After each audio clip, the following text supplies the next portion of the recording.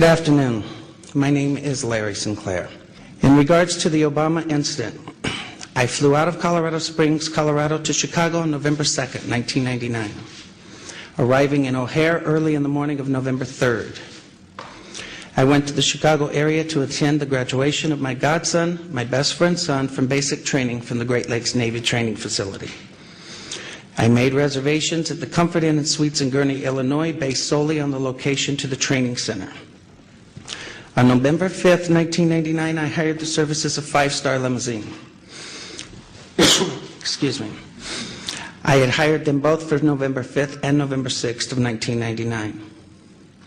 On November 6, 1999, I asked the limo driver, whose name I now reveal for the first time, Jagir Paramit Mutani, if he knew anyone who would like to socialize and show me Chicago.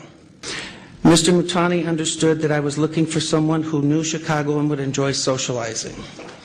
Mr. Mutani said he knew someone who was a friend of his. On November 6, 1999, after picking me up at the hotel in Gurnee, and this is significant, Mr. Mutani used his cell phone to make a call. That call was made to then Illinois State Senator Barack Obama to set up an introduction between myself and Senator Obama.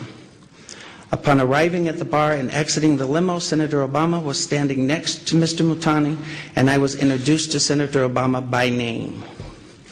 Later that evening in a bar which I believe was called Alibis, and I state believe because I have failed so far to get Citigroup to provide the credit card receipts that has the actual name. I mentioned I could use a line or two to wake up. Senator Obama asked me if I was referring to Coke, and I stated I was. After stating I was, Obama stated he could purchase cocaine for me and then made a telephone call.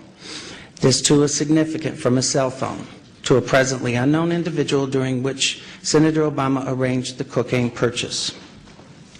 Senator Obama and I then departed the bar in my limousine and proceeded to an unknown location where Senator Obama exited the limousine with $250, which was provided to him by me. Returned a short while later with an 8-ball of cocaine, which he gave to me. I did ingest a couple of lines of cocaine, and shortly thereafter, Senator Obama produced a glass cylinder pipe and packet of crack cocaine from his pocket. Obama then smoked the crack cocaine.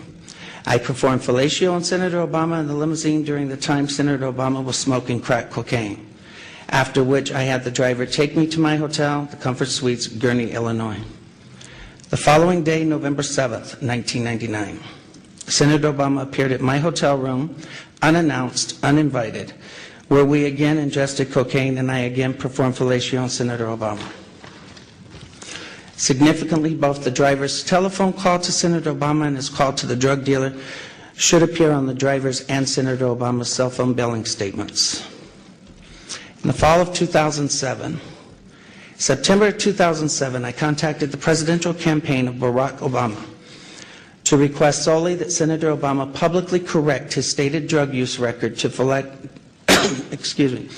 reflect his use of crack cocaine with me in November of 1999. When I made the first contact, I left with the presidential campaign of Senator Obama a telephone number for the campaign to return my call. The first number I provided was a Texas cell phone number. From the period of Labor Day weekend 2007 through November 18th of 2007, I did provide a total of 4 different callback numbers to the Obama campaign. As I had moved and I had changed the numbers to reflect locally my place of residence at the time. In late September to early October 2007, I received a call from a male who identified himself as a Mr. Young, stating he was calling in regards to calls I had made to the Obama campaign. This first call was in fact an attempt by Mr. Young to obtain from me the identities of anyone I contacted concerning my 1999 allegations against Senator Obama. This first call shocked me in that this Mr. Young, the first call was in fact an attempt by Mr. Young to obtain from me the identities of anyone I contacted concerning my 1999 allegations against Senator Obama. The first call shocked me in that this Mr. Young asked me why I had not asked Senator Obama to disclose the sexual encounters I had with Mr. Obama in 1999. I was shocked, as I had never mentioned to the campaign or anyone working for the campaign, any sexual encounters, as my call was prompted by drug allegations only. The call ended with Mr. Young stating I would hear from someone in a few days. In mid to late October 2007, I received a second call from this Mr. Young, at which time I clearly became aware that this individual was personally involved with Senator Obama rather than just an employee of his campaign. The tone of the conversation had a sexual nature. Mr. Young did not once advise me how he obtained my phone number, which by this time had now changed to a Delaware number. In late October 2007, I received a text message from the gentleman identified as Mr. Young, in which he stated he was intimately involved with Senator Obama and that Obama was discussing with him and his pastor how to publicly acknowledge Senator Obama's drug use in 1999, and that Obama wanted to be sure I had not discussed the sexual encounters or drug incidents with any media at that time. In mid to late November 2007, in another text message from Mr. Young, he advised me that Senator Obama will publicly correct his statement as to the last time he used drugs, and I did not need to concern myself with publicly disclosing it myself. The last contact I had with Mr. Young was in early December 2007, when he made it clear to me that Senator Obama had no intentions of publicly acknowledging his 1999 use of crack cocaine, and that Mr. Young was in fact doing nothing more than milking information from me for Senator Obama's use. I later learned that A. Donald Young, the choir director of Reverend Wright's Trinity United Church of Christ, Obama's now former church, and who was openly homosexual, learned that he was murdered on December 23rd of 2007. I have cooperated with the Chicago Police Department on this matter by providing them the telephone numbers I was using during the fall of 2007. And I release them now publicly in the hope that someone may be able to connect the dots between these telephone numbers and Mr. Young. In what I now realize was a naive and uncounseled decision, I posted in January 2008 a video on YouTube where I related the above information regarding my liaisons with Senator Obama in 1999. The response was overwhelming, and I quickly became the recipient of what in hindsight appears to have been a coordinated attack on my character, with ever-increasing falsehoods circulating on the internet. Dan Parisi of WhiteHouse.com received $750,000 from the Obama campaign through David Axelrod's AKP Media and Message One, or Message and Media, I think, to organize an effort to publicly discredit me. When I confronted Dan Parisi with this allegation, he did not deny it.